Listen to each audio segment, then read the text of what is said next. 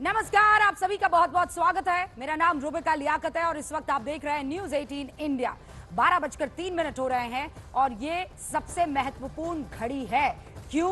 क्योंकि आज दोनों ही देशों के डीजीएमओज आपस में बात करने वाले हैं सीज फायर के बाद। सीज फायर के वक्त भी इन दोनों की तरफ से बातचीत की गई थी और ये आज इसीलिए जरूरी हो जाता है क्योंकि जब सीज फायर हुई थी उसके बाद कई घंटों तक आपस में एक्सचेंज होता रहा फायर का। ड्रोन वहां पाकिस्तान की तरफ से भेजे गए हैं। ऐसे में आज क्या बात होती है, क्योंकि भारत ने बिल्कुल साफ कर दिया है हम किसी मसले पर बात नहीं करेंगे अलावा पीओके के और आतंकवाद के। यही हमारे दो मुद्दे हैं। कोई कुछ कह दे, अमेरिका के प्रेसिडेंट कहीं कुछ लिख दे, उपराष्ट्रपति कहीं कुछ कह दे, लेकिन हम किसी तरह के मध्यस्थता की यहां पर हमें जरूरत नहीं है। दो मुल्क आपस में बात करेंगे और बात होगी दो बिंदुओं पर और दोनों बिंदु मेंशन कर दिए गए हैं। पहला तो है पाकिस्तान ऑक्यूपाइड कश्मीर और दूसरा कहा जा रहा है कि आतंकवाद। भारत और पाकिस्तान के बीच सैन्य स्तर पर बातचीत का सिलसिला जारी रखने के लिए थोड़ी ही देर में भारतीय DGMO lieutenant general Rajiv Ghai, Pakistani DGMO general Kashif Abdullah बातचीत करेंगे। एक हफ्ते में यह तीसरी मर्तबा होगा जब दोनों के बीच ये बातचीत होगी। दोनों देशों के बीच में फायरिंग रुकने के बाद ये बातचीत हो रही है जो बहुत अहम मानी जा रही है। लेकिन इस बैठक से ठीक पहले दिल्ली में भी हलचल तेज हो गई है। डीजीएमओ की बैठक से ठीक पहले दिल्ली में प्रधानमंत्री नरेंद्र मोदी के साथ बड़ी बैठक में रक्षा मंत्री राजनाथ सिंह, एनएसए अजीत डोभाल, सीडीएस और सेना प्रमुख बैठक में शामिल हुए हैं। इस बैठक में बिंदुओं पर जो चर्चा हुई है वो यही है कि हमें बात क्या करनी है, किस मसले पर करनी है और सिर्फ उसी पर रहना है। बातचीत में शामिल होने वाले जनरल राजीव घई 2024 को डीजीएमओ बने 2024 में। इससे पहले वो चिनार कोर यानी कि सेना की 15th कोर के कमांडर थे जो जम्मू कश्मीर में तैनात रहती है। उन्हें घाटी में काम करने का अच्छा खासा तजुर्बा है। पाकिस्तान की तरफ से बातचीत में शामिल हो रहे हैं जनरल कासिफ अब्दुल्ला। भारतीय डीजीएमओ से जूनियर हैं और वो 31 पंजाब रेजिमेंट से जुड़े हुए हैं और इन बातचीत पर कड़ी नजर रखे हुए हैं मेरे सहयोगी संदीप बोल। और यहां एक बहुत ही बड़ा पैनल आज हमने फौजी अधिकारियों का, सैन्य अधिकारियों का इनवाइट किया हुआ है ताकि वहां जिस तरीके की बात होती है और कैसे बात होती है, क्योंकि देखिए ये बड़ा टेक्निकल है। बातचीत होगी, कैसे होगी, आमने सामने बैठेंगे, फोन पर बैठेंगे। और ये देखिए ये पैनल आपके सामने है। आर्मी, नेवी और एयरफोर्स से हमारे साथ थल सेना से कर्नल दानवीर सिंह जुड़े हुए हैं जो कि रक्षा विशेषज्ञ के तौर पर अपने एक्सपीरियंस को हमारे साथ शेयर करेंगे। नेवी से कमांडर अशोक बिजलवान हमारे साथ जुड़े हुए हैं। वायुसेना से एयर कोमोडोर के काले और वायुसेना से ही विंग कमांडर प्रफुल्ल बख्शी इस वक्त आपको स्क्रीन पर दिखाई दे रहे हैं। आप सभी का सर बहुत बहुत स्वागत है। आज का दिन आप कितना महत्वपूर्ण मानते हैं? सबसे पहले विंग कमांडर बख्शी मैं आपसे शुरुआत करूंगी। Thank you very much. आपने मेरे को प्रोग्राम पे बुलाया सर। आज का जो मीटिंग है, डीजीएमओ की मीटिंग पहले भी हुई थी, पर ये जो मीटिंग अभी है और उसके बाद में हमारा पीएमओ की मीटिंग है, ये एक बिल्कुल जिसको कहते हैं ना गाइडलाइंस यहाँ से मिलेंगी। एब्सोल्युटली ठीक कह दिया है आपने, बिल्कुल आपके नैरेटिव ने, कि ना हमको किसी मेडिएशन की जरूरत है, ना हमारे AIIMS absolutely clear, PoK and terrorism. Let me make it very clear. Terrorism का मतलब यही थोड़ी है कि आप टेररिस्ट को जाके मार दो। टेररिज्म का मतलब स्टार्ट होगा, आप उनके पहले स्लीपर सेल्स को, ब्रीडिंग ग्राउंड को खत्म करो हिंदुस्तान के अंदर, जो है जिसको हम छुपाते फिरते थे। पॉलिटिकल विल नहीं थी बोलने की, अब बोलना शुरू किया है। पहले उनको बिल्कुल खत्म होना चाहिए और उसके लिए प्रावधान बनाने पड़ेंगे, हमारी फोर्सेस का रीअलाइनमेंट करना पड़ेगा। फिर जो पीओके के अंदर में जो बेसिस पड़े हैं, जिसको कि अभी हमने नष्ट किए हैं, 9 बेसिस, कुछ अंदर आगे थे और कुछ पीछे थे, आपको उन बेसिस को नष्ट करके बाद ऑक्यूपाई करना है। हम ऑक्यूपेशन में देर ना लगाए, वो चाहे कोई बातें चलती रहें, हमें पीओके में अपना कार्यक्रम निरंतर जारी रखना है। जब आप देखेंगे पीओके आपके हाथ में आ रहा है, उस टाइम पाकिस्तान आर्मी बाध्य हो जाएगी वॉर के लिए। सर मैं एक सेकंड रोक रही हूँ आपको। संदीप बोल के पास एक बड़ी खबर आ रही है, जरा उनका रुख कर लेते हैं। संदीप, ये मुलाकात होनी थी, ये बातचीत होनी थी 12 बजे, 12:08 हो रहे हैं। क्या डिटेल्स, क्या अपडेट?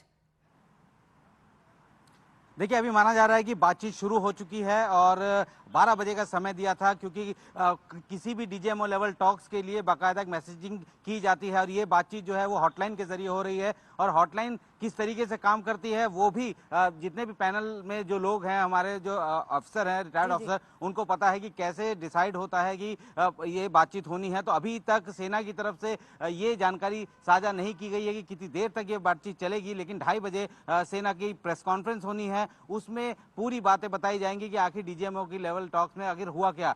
रूबिका, सबसे बड़ी बात यह है कि जिस वक्त 2003 में ये सीज फायर हुआ था, उसके एग्रीमेंट का कभी पाकिस्तान ने जो है उसको नहीं माना। संदीप, आपने जो बड़ी खबर दी है, एक बार दर्शकों को बता दूं, इनफैक्ट यहाँ पर टीम को भी मैं बताना चाहती हूँ न्यूज 18 इंडिया की, कि बड़ी ब्रेकिंग इस वक्त की यह है कि बातचीत शुरू हो चुकी है। 12 बजे का वक्त मुकर्रर था।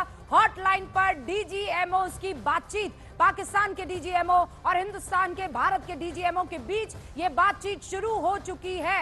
और फिर उसके बाद बातचीत कहां तक पहुंची है, किस बिंदु पर बात बनी है और किस बिंदु को आगे लेकर जाना है, 2:30 बजे के करीब एक प्रेस वार्ता होगी और उसमें सारी जानकारी हमको दी जाएगी। लेकिन कर्नल दानवीर, यहां पर कहा गया कि हॉटलाइन पर, दर्शकों को आप बता पाएंगे हॉटलाइन पर बातचीत के माने?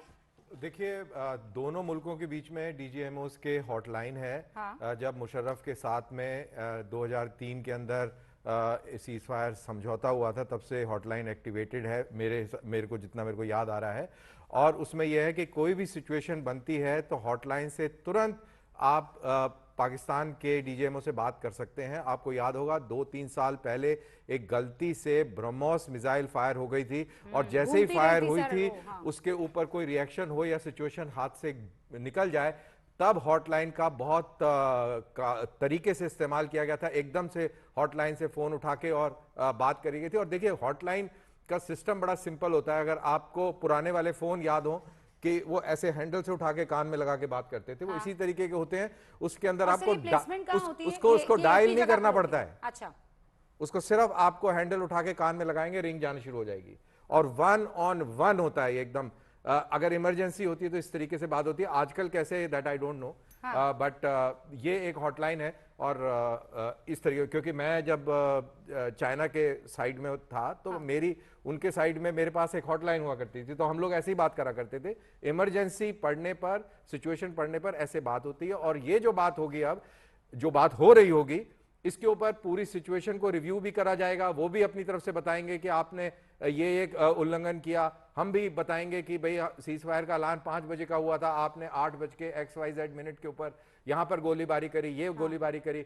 वो अपना काउंटर क्लेम देंगे, हम सबूत देंगे। तो इस तरीके से बातचीत होके और फिर अगला क्या रुख रहेगा as far as military to military is concern, हम अपनी तरफ से ये बात वाजे कर देंगे कि हम, अगर आपकी तरफ से इस तरीके की कोई कार्रवाई होती है तो हम किस तरीके का जवाब देंगे। इसी तरह वो भी कुछ बात करेंगे और इस तरीके से ये बातचीत होगी और ये सारे पॉइंट्स लेकर फिर गवर्नमेंट ऑफ इंडिया के पास जाएंगे और फिर आगे कहानी डेवलप होगी। तो दर्शकों को बता दूं कि ये हॉटलाइन पर डीजीएमओ की बातचीत शुरू हो चुकी है।